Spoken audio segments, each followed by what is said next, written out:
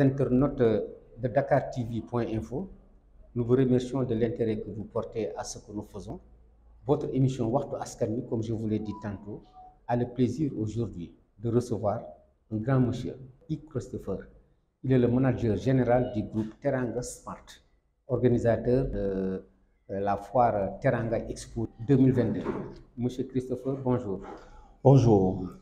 Alors, d'abord, merci, j'aimerais vous remercier pour l'opportunité que vous me donnez de pouvoir nous exprimer à partir de votre illustre média, d'accord, et saluer aussi donc l'ensemble des auditeurs. Merci. Alors, est-ce que pouvez-vous nous...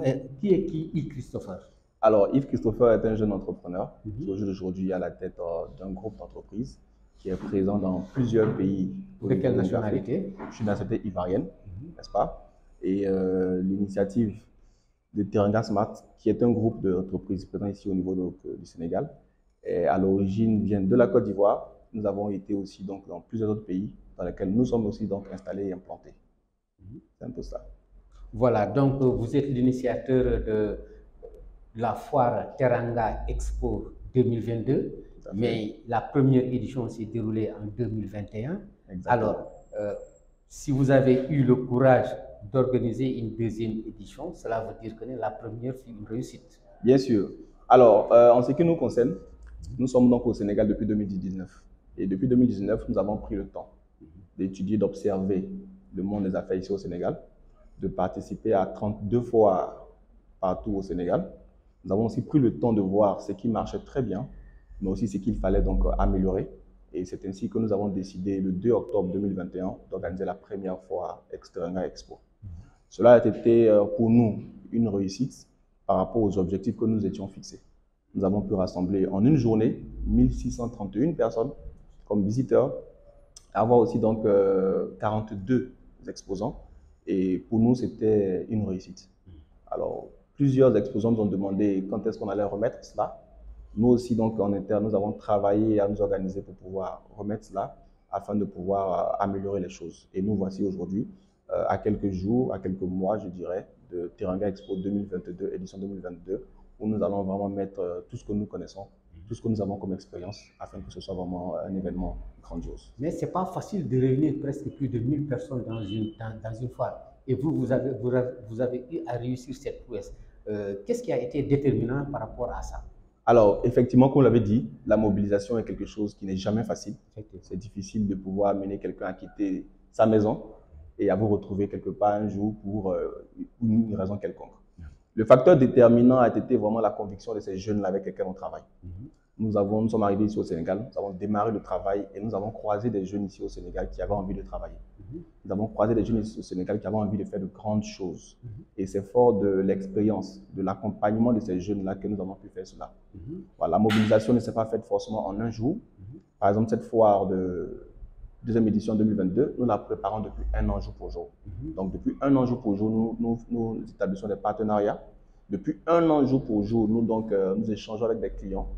Avec ces clients-là, nous établissons des relations de partenariat, des relations vraiment assez rapprochées, assez intimes, qui font qu'aujourd'hui, nous organisons Teranga Expo 2022. Ces clients-là vont répondre naturellement présents pour continuer à nous soutenir, pour continuer à nous aider. Et c'est ce qui fera vraiment de Teranga Expo 2022 la réussite que ce sera.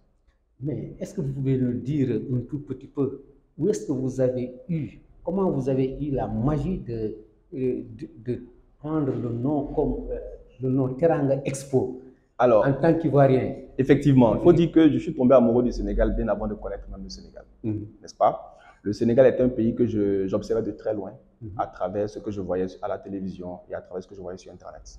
Et je suis tombé amoureux de ce pays-là d'abord à partir donc de la lutte sénégalaise qui a été exportée jusqu'en France lorsque j'y résidais. Et ensuite aussi à travers donc la Teranga qui est le pays de l'hospitalité. Et donc c'était quelque chose pour moi que j'avais envie de découvrir de plus près. Et j'y suis arrivé, j'ai mis mes premiers pas au Sénégal en 2019 et j'ai été encore plus séduit par ce pays-là. Et donc la Teranga, comme on l'indique, c'est le pays de l'hospitalité. c'est le pays de l'accueil, c'est le pays de la chaleur, est-ce que vous comprenez? Et c'est de là que est venu donc ce mot-là. On n'a pas voulu soigner de ce terme-là, parce que le Sénégal nous a accueillis à bras ouverts. On a fait ici au Sénégal ce qu'on n'a pas pu faire dans d'autres pays. Et pour nous, c'était tout simplement naturel de pouvoir donc choisir ce nom-là, qui représente véritablement le pays dans lequel nous sommes. Et vous avez trouvé votre compte là-dessus? Et oui, jusque-là, Dieu merci, nous trouvons notre compte. Les choses se passent très bien. Donc, par rapport à toujours votre dernière exposition, quelles ont été les innovations et en termes de perspective, qu'est-ce que vous prévoyez pour... Alors, l'une des innovations qui ont été vraiment assez marquantes et flagrantes, c'était vraiment le fait d'offrir des cadeaux à tous les visiteurs. Beaucoup de personnes n'y croyaient pas beaucoup. Beaucoup de personnes étaient quand même sceptiques. Ben, je vous assure, les gens sont venus nombreux, sont venus encore nombreux. Et ceux qui partaient en parlaient. Et des gens continuaient de revenir pour ne serait-ce qu'avoir leur petit gadget, leur petit cadeau avec lequel ils allaient repartir. Et ça a été vraiment donc un déclic qui a fait vraiment parler et qui a fait son petit boom. Et pour cette année 2022, nous comptons donc offrir plus de cadeaux et faire en sorte que chaque entreprise présente en tant qu'exposant à cette fois-là puisse offrir un petit gadget à tous les visiteurs. Ce qui fait que, imaginez-vous, quelqu'un qui vient à la fois 2022 repart avec quoi? 10 sachets, 15 sachets, 20 sachets, chacun de ces sachets-là avec des gadgets offerts par un exposant, une entreprise qu'ils ont eu à visiter. C'est tout à fait donc extraordinaire et je pense que les visiteurs ne cesseront de venir et encore de revenir. Mais il me semble que vous n'avez pas tellement abordé la communication médiatique. Mais qu'est-ce qui a été le plan déterminant au niveau de votre communication pour quand même au moins avoir tout ce beau monde-là derrière vous? Alors, il faut dire que notre manière de travailler, nous travaillons on pourrait dire au corps à corps. Nous avons donc des partenaires, des entreprises partenaires qui travaillent à établir des relations étroites avec leurs clients. Donc, lorsqu'aujourd'hui nous avons donc une mobilisation à faire, nous allons nous entendre avec ces partenaires-là, avec ces entreprises partenaires qui vont d'abord inviter leurs clients, d'abord inviter leur public. Est-ce que vous voyez?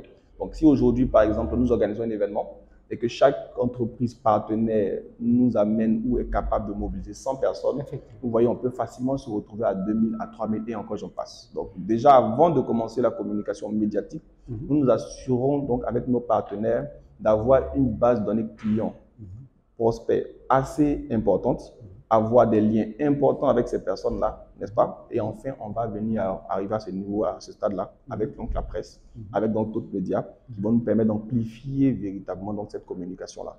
Déjà, nous avons donc une bonne base avec laquelle nous travaillons.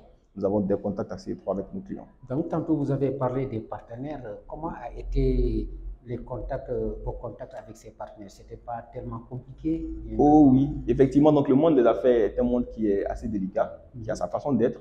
Nous sommes arrivés au Sénégal et nous avons donc cherché à intégrer le grand monde des affaires par le biais donc de partenariats. Ça a été d'abord des personnes que nous avons sollicitées pour des services ou pour des produits.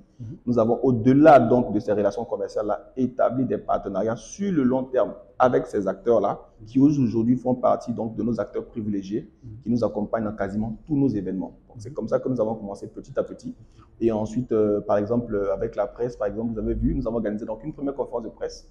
On n'a pas limité, on va dire, les échanges avec donc les journalistes à juste leur prestation ou leur passage. Non, nous avons voulu en faire donc des partenaires privilégiés et des partenaires sur le long terme qui, au jour d'aujourd'hui, nous-mêmes nous soutiennent, nous apportent comme vous leur soutien tout au long de nos différents événements et nos différentes initiatives. Donc maintenant, quel est le lien qui vous unit avec le cabinet MBS? Alors, il faut dire que le cabinet MBS est l'une des entreprises du groupe Teranga Smart. Donc, le groupe Teranga Smart est un groupe qui compte aujourd'hui, ici au Sénégal, 32 entreprises, dont fait partie aujourd'hui le cabinet MBS. Donc, 32 entreprises, vraiment, ce n'est pas une mince affaire. Donc, aujourd'hui, si vous avez un message à lancer à ces 32 entreprises, mais aussi en particulier à la jeunesse sénégalaise et pourquoi même africaine, qu'est-ce que vous leur direz? Alors, je dirais donc à la jeunesse africaine, plus particulièrement à la jeunesse sénégalaise, de se mettre au travail. Le chantier est très grand et il y a de la place pour tout le monde. Particulièrement pour nous au niveau donc, du cabinet MBS et même du groupe Teranga Smart, nous avons besoin de jeunes engagés. Nous avons besoin de jeunes qualifiés. Nous avons besoin de jeunes ambitieux qui veulent réaliser de grandes choses. Teranga Expo 2022 a l'ambition de rassembler pendant 3 jours, pendant 4 jours, à la page du souvenir africain, 400 000 personnes. C'est un objectif très ambitieux. C'est un objectif dont pourrait se vanter, dont pourrait être fier tout jeune qui a participé, n'est-ce pas, à cette organisation-là. Et donc, l'appel est lancé donc à la jeunesse africaine, l'appel est lancé à la jeunesse sénégalaise de bien vouloir vraiment se remettre au travail. Mais par rapport aux perspectives, qu'est-ce que vous prévoyez pour la 3e édition? Alors, pour la 3e édition, on ne va pas dévoiler ici tout, mais je vous connais quand même quelques orientations, n'est-ce pas? La 3e édition donc, de Teranga Expo 2022, nous comptons donc faire venir plus d'entreprises de l'extérieur, n'est-ce pas? Beaucoup plus de personnes nous ont écrit, par exemple de l'Égypte, n'est-ce pas? D'autres nous ont écrit aussi donc, de l'Éthiopie, qui souhaiteraient venir participer. Le temps est relativement court pour organiser un peu la logistique. Pour l'année prochaine, nous espérons pouvoir avoir beaucoup plus d'exposants. Nous espérons avoir beaucoup plus d'entreprises qui sont dans des domaines qui n'existent pas encore ici au Sénégal, les secteurs d'activité, pour permettre d'avoir aux visiteurs, aux participants des choses qu'ils n'ont encore pas du tout vues. Nous avons par exemple la Thaïlande qui voulait venir cette année 2022 là, présenter les tout derniers modèles d'écran. Voilà, les modèles d'écran de dernière génération, n'est-ce pas? Projeter aussi donc la toute dernière génération d'hologrammes. Vous avez donc des affiches 3D, 3D, 4D qui voulaient venir faire la présentation ici au Sénégal. On a décidé de mettre ça ensemble sur l'année 2023 et on espère que ça va faire vraiment de la très grande différence. Donc, est-ce que au niveau de la décentralisation, est-ce que vous pensez pratiquement demain délocaliser la foire Teranga Expo dans un autre pays, bien comme sûr, la Côte d'Ivoire et pourquoi pas dans les pays européens? Bien sûr, et je vous fais la confidence que bon, nos frères là-bas en Côte d'Ivoire commencent à être un tout petit peu jaloux, n'est-ce pas, du temps que je passe un peu trop maintenant au Sénégal, au lieu de la Côte d'Ivoire, et du fait que bon, Teranga Expo se passe maintenant uniquement en Côte d'Ivoire, il faut qu'on cherche à venir vers eux, pourquoi pas, et ailleurs. Donc c'est prévu. Et il est possible qu'en 2023, au lieu d'avoir qu'une seule fois dans l'année, qu'on en ait pourquoi pas 2. C'est important. Donc, chers entrepreneurs, préparez vos bagages, c'est imminent.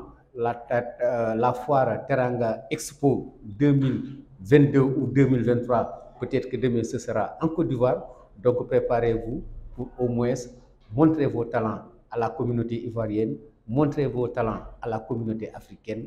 Mais on ne saurait terminer cette émission sans pour autant remercier Christopher pour nous avoir quand même d'avoir accepté notre invitation pour débattre avec nous, échanger par rapport à la foire Teranga Expo 2002. Est-ce que vous avez un dernier message à lancer? Alors, mon dernier message, c'est à l'endroit de toute la population sénégalaise, toute la population de Dakar, de venir nombreux à cette foire-là.